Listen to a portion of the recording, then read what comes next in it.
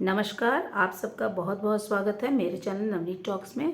बच्चों, आज हम कक्षा 9वीं की पाठ्य पुस्तक जिसका नाम है स्पर्श, इस पुस्तक का पहला पाठ देखने जा रहे हैं जिसका नाम है दुख का अधिकार। और इस कहानी को लिखा है यशपाल जी ने। तो आइए देखते हैं ये किस तरह की कहानी है। इस कहानी की शुरुआत में ही यशपाल जी हमें पोशाक का मतलब होता है वस्त्र, या जिस तरह के कपड़े आप पहनते हैं उसे पोशाक कहते हैं। तो पोशाक के बारे में यशपाल जी हमें कुछ बातें बता रहे हैं। तो आइए देखते हैं पोशाक के बारे में वो क्या कह रहे हैं। पोशाक बंधन रुकावट बन जाती है। तो पोशाक कभी कभी हमारे लिए बंधन या रुकावट भी बन जाती है। अब यह किस तरह से बंधन या रुकावट बन जाती है, आइए देखते हैं। निचली श्रेणी से मेलजोल रखने में लेखक कह रहे हैं कि जब हम निचली श्रेणी का मतलब होता है निम्न वर्ग के लोग, जो गरीब होते हैं, जिनके लिए 3 वक्त का खाना जुटाना ही उनके लिए सबसे बड़ी लड़ाई होती है। तो यहाँ पर उस तरह की निचली श्रेणी के जो लोग हैं उनसे अगर हम मेलजोल रखना चाहें, मतलब उनके साथ जाकर के अगर हम घुलना मिलना चाहें, तो इसमें पोशाक हमारे लिए बंधन बन जाती है।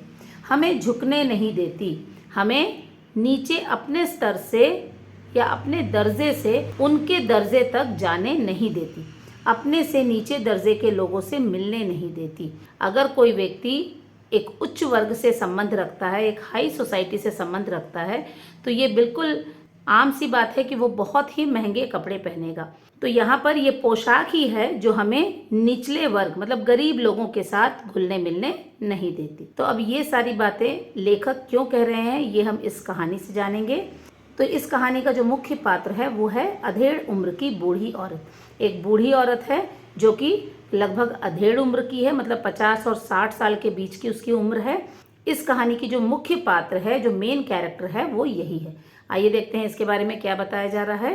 बाजार के फुटपाथ पर बैठी है। अब ये जो अधेड़ उम्र की औरत है, ये बाजार में जो फुटपाथ है वहां पर बैठी हुई है, खरबूजे बेचने बैठी है। उसे देखकर ऐसा लग रहा है कि वो खरबूजे बेचने के लिए वहां आई है। खरबूजे डलिया में और कुछ ज़मीन पर बिखरे हैं। अब जो खरबूजे हैं उसने कुछ अपने डलिया में या बास्केट है उसमें रखा हुआ है, और कुछ खरबूजे ज़मीन में गिरे हुए हैं। ग्राहकों को आवाज़ नहीं लगा रही। यदि कोई फुटपाथ पर बैठकर सामान बेच रहा हो तो उसे लगातार ग्राहकों को आवाज़ लगानी चाहिए। उसे अपने सामान के बारे में बताना है, साथ ही साथ वो सामान कितने में बेच रहा है ये बार बार उसे अपने ग्राहकों को बताते रहना है। तभी ग्राहक उसकी आवाज़ सुनकर वो सामान खरीदने आएंगे। लेकिन ये जो बूढ़ी औरत है ये इस तरह की कोई भी कोशिश नहीं कर रही। वो क्या कर रही है, घुटनों में सिर छुपाए फूट फूट कर लगातार रो रही है। वो नीचे बैठी हुई है, अपने घुटनों में अपना सिर छुपाए हुए है और लगातार वो रोए जा रही है। तो ये जो है ये कहानी की शुरुआत हो रही है। आइए देखते हैं ये बूढ़ी औरत कौन है, क्यों रो रही है, इन सारी बातों के बारे में हम इस कहानी में जानेंगे। आगे है बाजार में खड़े लोगों की प्रतिक्रिया। अब इस बूढ़ी औरत को रोते हुए देखकर जो बाजार में खरीदारी करने के लिए आए हुए लोग हैं या जो दुकानदार हैं उनकी क्या प्रतिक्रिया है। प्रतिक्रिया का मतलब है क्या रिएक्शन है, वो इस बूढ़ी औरत के बारे में क्या सोच रहे हैं। बुढ़िया को घृणा से देख रहे हैं। बहुत सारे लोग ऐसे हैं जो इस बूढ़ी औरत को रोते हुए देख तो रहे हैं, लेकिन उनकी नज़रों में उसके प्रति घृणा का, नफरत का भाव है। दुकान पर खड़े लोग बुढ़िया के बारे में बात कर रहे हैं। अब दुकान पर कुछ लोग खड़े हुए हैं जो कि इसी बुढ़िया के बारे में बातें कर रहे हैं कि ये क्यों रो रही है, अगर इसे इतना दुख है तो ये बाजार में क्यों आई है। इस तरह की बातें की जा रही हैं। लेखक का मन दुखी और बेचैन हो गया। लेखक भी इस बुढ़िया को देख रहा है। इस बुढ़िया को रोते हुए देख करके उसका मन बहुत दुखी हो गया और बेचैन हो गया। अब लेखक का मन बेचैन क्यों है? लेखक बुढ़िया के रोने का कारण जानना चाहता था। लेखक चाहता था कि वो जाकर बुढ़िया से बात करे और जाने कि आखिर वो बाजार के फुटपाथ पर बैठकर इस तरह से क्यों रो रही है। लेकिन क्या वो जान पाया? आइए देखते हैं। लेखक की पोशाक इस कार्य में रुकावट बन रही है। तो यहाँ पर लेखक ने जिस तरह की पोशाक पहनी हुई है वो पोशाक ही इस कार्य को करने में उसके लिए रुकावट बन रही है। अब यहाँ पर इसका तात्पर्य क्या है? मतलब कि लेखक जो है एक उच्च वर्ग से संबंध रखता है, उसने बहुत ही महंगे कपड़े पहन रखे हैं, और वहीं दूसरी तरफ बुढ़िया जो है वो फटे पुराने कपड़े पहनकर फुटपाथ पर बैठी है। कुछ सामान उसके सामने रखा है जिसे वो बेचने के लिए लाई है। तो यहाँ पर दोनों के बीच में जो एक वर्ग का, ये जो दर्जे का जो फर्क है वो बहुत ज़्यादा है। लेखक को उस बूढ़ी औरत के पास जाकर उससे बातें करने में शर्म आ रही है। उसे इस बात का भी डर है कि कहीं लोग देखेंगे तो उसके बारे में क्या कहेंगे। तो यहाँ पर लेखक इसीलिए यह कह रहे हैं कि उसकी जो पोशाक है वही उसे बुढ़िया के दुख का कारण जानने से रोक रही है। आइए देखते हैं आगे बुढ़िया के बारे में लोगों के विचार। अब यहाँ पर बाजार में और भी बहुत सारे लोग हैं, वो भी बुढ़िया के बारे में अपने अपने विचार या अपनी अपनी राय दे रहे हैं। आइए देखते हैं वो क्या कह रहे हैं। बेटे के मरने के दूसरे दिन ही बेशरम दुकान लगाए बैठी है। अब उनमें से एक दुकानदार कहता है कि कल ही इसका बेटा मरा है और आज दूसरे दिन ही वो सामान बेचने के लिए यहाँ पर आ गई है। कितनी बेशरम यह औरत है। जैसी नीयत होती है भगवान वैसी ही बरकत देते हैं। अब एक दूसरा व्यक्ति कह रहा है कि जिस तरह से लोगों का इंटेंशन होता है, यदि आपका इंटेंशन खराब है तो आपको भगवान भी उसी तरह की स्थिति में डाल देता है। ऐसे लोग बस रोटी के लिए जान देते हैं। उसी समय एक और व्यक्ति कहता है कि इन लोगों के लिए तो बस रोटी और खाना पीना ही सब कुछ है। रोटी के लिए ये लोग कुछ भी कर सकते हैं। संबंधों का इनके लिए कोई महत्व नहीं है। इनके लिए आपसी संबंध जो है उसका कोई महत्व नहीं है। कल ही इसका बेटा मरा है और आज ये अपना दुख भूलकर पैसे कमाने के लिए बाजार में आ गई है। इन्हें दूसरों के धर्म ईमान की भी चिंता नहीं है। वहीं कुछ और लोग ये भी कह रहे हैं कि इसे तो दूसरों के धर्म या ईमान की भी कोई चिंता नहीं है। ऐसा क्यों कहा जा रहा है? क्योंकि सूतक के दौरान ही खरबूजे बेचने आ गई है। सूतक वर्ड का मतलब आपको समझना बहुत ज़रूरी है। जैसा कि हम जानते हैं अलग अलग धर्मों में कुछ इस तरह के रीति रिवाज हैं जिन्हें मानना बहुत ज़रूरी होता है। किसी के घर में भी यदि कोई मृत्यु होती है तो उस घर के जो लोग हैं वो ना तो बाहर किसी के घर जाएंगे और ना ही बाहर के लोग उनके घर आएंगे। जिनके घर में मृत्यु हुई है उनके घर का पानी भी लोग कुछ दिनों तक नहीं पीते हैं। और ये जो 12 से 13 दिनों का समय होता है वो सूतक का समय होता है। इस 12 और 13 दिनों के बीच में अलग अलग तरह के रीति रिवाज होते हैं जिन्हें पूरा किया जाता है। और इनके खत्म होने के बाद भी लगभग 12 से 13 दिनों के बाद ही वो समाज में किसी के घर भी आ जा सकते हैं या फिर बाहर के लोग उनके घर आ जा सकते हैं। अब यहाँ पर इस सूतक के दौरान ही, क्योंकि एक दिन पहले ही इस बूढ़ी औरत के बेटे की मृत्यु हुई थी और ये औरत जो है वो दूसरे दिन ही बाजार खरबूजे लेकर बेचने आ गई थी, तो इस चीज़ को लेकर के भी लोग प्रश्न उठा रहे थे कि अगर कोई व्यक्ति जो कि इस सच्चाई को नहीं जानता है और वो इसके खरबूजे खरीद कर खा लेगा तो दूसरों का धर्म भी ये भ्रष्ट कर देगी। इस वजह से लोग इस बूढ़ी औरत के बारे में ऐसी ऐसी बातें कर रहे थे।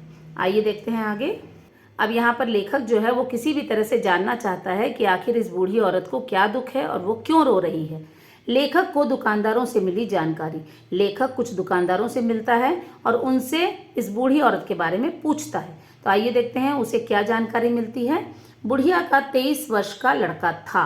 तो यहाँ पर इस बुढ़िया का एक 23 वर्ष का जवान बेटा था। बुढ़िया की बहू और पोता पोती भी हैं। बुढ़िया जो है उसकी बहू भी है, मतलब ये जो लड़का है इसकी पत्नी, और 2 बच्चे भी हैं। इस लड़के के 2 बच्चे भी हैं जो कि बुढ़िया के पोता पोती हैं। लड़के के पास 1.5 बीघा जमीन है। जो लड़का है उसके पास 1.5 बीघा जमीन है। अब 1.5 बीघा जो है ये ज़मीन को नापने का एक स्टैंडर्ड यूनिट है। यह ज़मीन शहर के पास है और ये जो ज़मीन है लड़के की वो कहाँ है? जो शहर है, पास का जो शहर है उसके पास ही लड़के की यह ज़मीन है।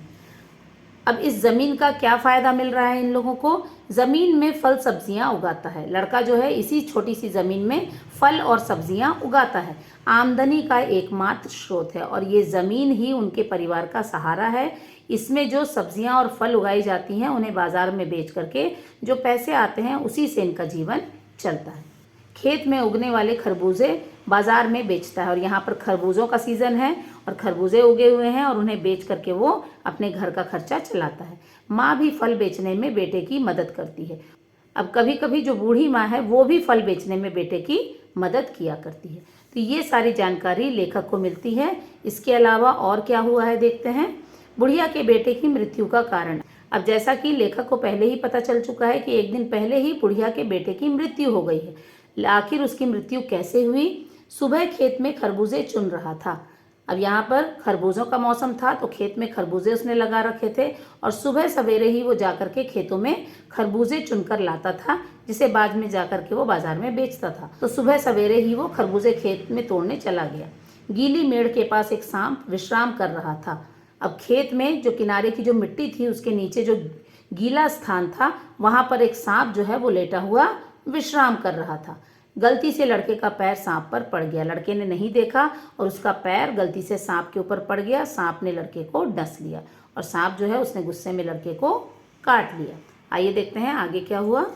जैसे ही इस बात की खबर बूढ़ी औरत को मिली, अब उसने लड़के का इलाज करवाना शुरू कर दिया। सबसे पहले तो जैसे ही उसने अपने बेटे को देखा, बेटे को देख बुढ़िया पागल सी हो गई। बेटे की ऐसी हालत देख करके बुढ़िया जो है बिल्कुल पागल सी हो गई। उसे समझ ही नहीं आ रहा था कि अपने इकलौते बेटे को वो किस तरह से बचाए। अब उसने क्या किया, इलाज के लिए गांव के ओझा को बुला लाई। अब गांव में सांप काटने का यही इलाज था, इसीलिए वो गांव का जो एक ओझा था जो कि झाड़ फूंक या मंत्रों से इस तरह का इलाज करता था, उसे वो बुलाकर ले आई ताकि उसके बेटे का इलाज हो सके। ओझा ने झाड़ना फूंकना शुरू कर दिया। अब ओझा ने अपने तरीके से सांप के काटने का इलाज शुरू कर दिया। मंत्र पढ़ने लगा, झाड़ना फूंकने लगा और नागदेव की पूजा भी की। उसके पास नागदेव की मूर्ति भी होगी जिसकी पूजा अर्चना भी शुरू कर दी गई। ओझा को दान दक्षिणा देने में घर का आटा अनाज खत्म हो गया।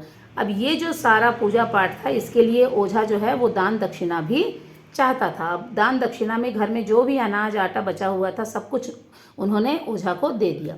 भगवाना बच न सका, लेकिन इतनी सारी कोशिशों के बाद भी भगवाना को बचाया न जा सका।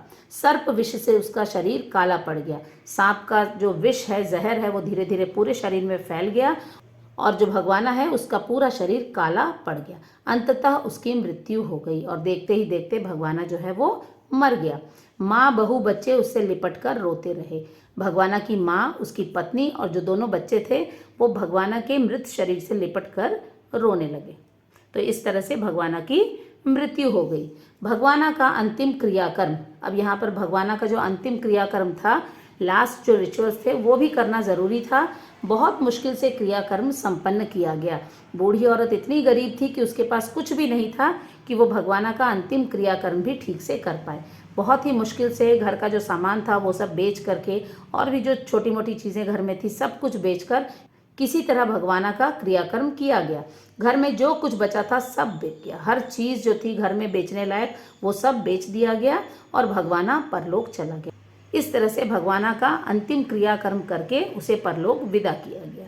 तो यहाँ पर भगवाना की मृत्यु हो गई। आइए आगे देखते हैं। अब यहाँ पर बेटे की मृत्यु के बाद घर की क्या स्थिति थी। दूसरे दिन सुबह, एक दिन पहले भगवाना का क्रियाकर्म खत्म किया गया। दूसरे दिन सुबह उठते ही बच्चे भूख से बेचैन हो गए। जो दोनों छोटे छोटे बच्चे थे भगवाना के, वो बच्चे भूख से बेचैन हो गए, वो खाना मांगने लगे। बुढ़िया ने बच्चों को खाने के लिए खरबूज दे दिए। अब बुढ़िया ने बच्चों को वही खरबूज खाने के लिए दे दिए जिन्हें तोड़ते वक्त ही भगवाना को सांप ने डस लिया था। बहू का बदन बुखार से तप रहा था। वहीं दूसरी तरफ जो बहू थी, मतलब भगवाना की जो पत्नी थी, वो बुखार से वो पड़ी हुई थी। उसे बहुत तेज बुखार हो गया था। उसे खाने के लिए खरबूजे नहीं दिए जा सकते थे। अब उसे पहले से ही बुखार था, इसीलिए उसे खरबूजे देना उसकी सेहत के लिए ठीक नहीं था। अब जो बूढ़ी औरत है वो अपने आप को बहुत ही मजबूर और लाचार पा रही थी। ऐसा क्यों था? कोई भी उसे उधार देने को तैयार नहीं था। आस पड़ोस के जो लोग थे, बुढ़िया ने उनसे भी जाकर के पैसे मांगे, उधार मांगा, लेकिन कोई भी उसे एक पैसा उधार देने के लिए तैयार नहीं था। इसका क्या कारण था? लोग जानते थे उसका एकमात्र कमाऊ बेटा मर चुका है, क्योंकि सभी को पता था कि जो बेटा मरा है वही उस घर के लिए कमाता था, वही उस घर के लिए पैसों का इंतजाम करता था। लेकिन अब वो इस दुनिया में नहीं है, वो मर चुका है। बुढ़िया लिया गया उधार कभी भी चुका नहीं पाएगी। यदि इस स्थिति में वो लोग बुढ़िया को उधार देते हैं तो बूढ़ी औरत कभी भी वो उधार उन्हें वापस नहीं कर पाएगी। उनके पैसे डूब जाएंगे और लोगों को सिर्फ अपने पैसों की चिंता थी कि जो हम पैसा देंगे वो हमें कभी वापस नहीं मिलेंगे। इसी डर से किसी ने भी बुढ़िया को उधार नहीं दिया। तो ये बुढ़िया की मजबूरी थी। आइए आगे देखते हैं। बुढ़िया द्वारा लिया गया फैसला। अब यहाँ पर इस स्थिति में बुढ़िया को कोई ना कोई फैसला लेना था। अब उसने क्या फैसला लिया? भगवाना द्वारा तोड़े गए आखिरी खरबूजे डलिया में समेट लिया। अब वही खरबूजे जो कि भगवाना के द्वारा तोड़े गए थे, उन्हीं खरबूजों को उसने अपनी एक डलिया में समेट लिया। उन्हें बेचने बाजार की ओर चल पड़ी और आंखों में आंसू लिए, दिल में बेटे की मृत्यु का दुख लिए, वो उन खरबूजों को बेचने के लिए बाजार की ओर चल पड़ी। पुत्र की मृत्यु का दुख मन में भरा हुआ था। अब पूरा हृदय उसका पुत्र के शोक से बिल्कुल भरा हुआ था। वो बहुत दुखी थी, लेकिन उसी भरे हुए मन से, उसी दुख के साथ वो बाजार चली गई। चाह कर भी लोगों को आवाज़ नहीं दे पा रही थी, लेकिन यहाँ पर एक क्षण के लिए भी वो अपने मरे हुए पुत्र को भूल नहीं पा रही थी। और यहाँ पर खरबूजे बेचने वो बाजार में आ तो गई थी, लेकिन ऐसी कोई कोशिश नहीं कर रही थी जिससे कि लोग आकर उसके खरबूजे खरीदें। वो लोगों को आवाज़ ही नहीं दे रही थी जिससे कि लोग आकर के उसके खरबूजे खरीद पाएं। घुटनों में चेहरा छिपाए रोए जा रही थी। और वही औरत जो थी, अब ये बूढ़ी औरत सिर्फ घुटनों में चेहरा छिपा लिया था उसने, और लगातार वो रोए जा रही थी। अब इस दृश्य को देखकर जो लेखक थे, लेखक को अपने पड़ोस में घटी घटना का स्मरण, या स्मरण का मतलब होता है याद आ जाना, तो लेखक को अपने पड़ोस में इसी तरह की एक घटना जो घटी थी उसके बारे में वो याद करने लगे। अब क्या घटना थी, आइए देखते हैं। पिछले वर्ष लेखक के पड़ोस में इसी तरह की एक घटना घटी थी। अब पिछले वर्ष की बात है कि लेखक के पड़ोस में बिल्कुल इसी तरह की घटना घटी थी।